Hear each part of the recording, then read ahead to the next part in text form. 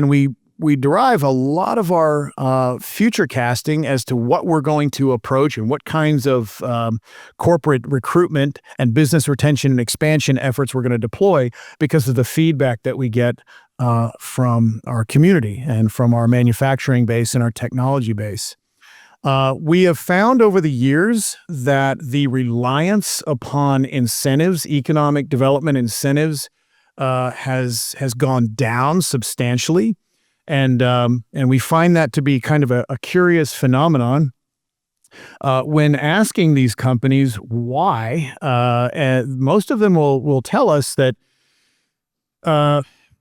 industry as a whole in this country from about 1990 to about 2010 became highly reliant upon economic incentives. That is public-private partnership dollars from the taxpayers into these companies.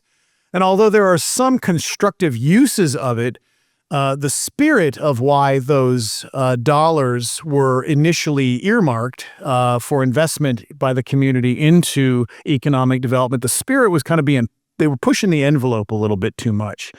And what happened was, even if the communities made a deployment of tax dollars over a number of years or tax abatements, generally, the companies did well, but what a lot of them found is that they used that as the deciding factor for where they went, as opposed to truly understanding the depth of what the community can offer them, not just presently, but in the future, in the next 10 to 20 years.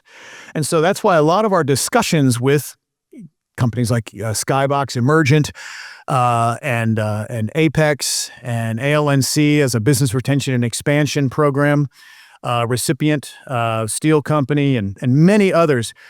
What we want to find out is what are they going to need in 10 years? We know what they all need now, but what are they going to need in 10 years? And how does that look? And how do we bring those proper resources to bear as opposed to just, a temporary tax abatement, which can help it as kind of a Band-Aid, but it isn't really going to promote the full-length growth of a company. Many of our manufacturers, energy companies, and industrial services companies have been here for years, if not decades. And that's one of the things that we really are proud of and that we speak to when we're recruiting new industry to San Angelo, and that is our community has a way of really attracting and supporting companies for a long-term durability. And so that's something that economic developers are always concerned about is, we don't want a fad to land in our community and then go away in 2 or 3 or 5 or 6 years. We want them to stay and we want them to flourish. And that's where the community effort comes in on informing us and informing our constituents at the county and at the city and at the Institutes of Higher Learning as to what kinds of tools these companies are going to need going forward.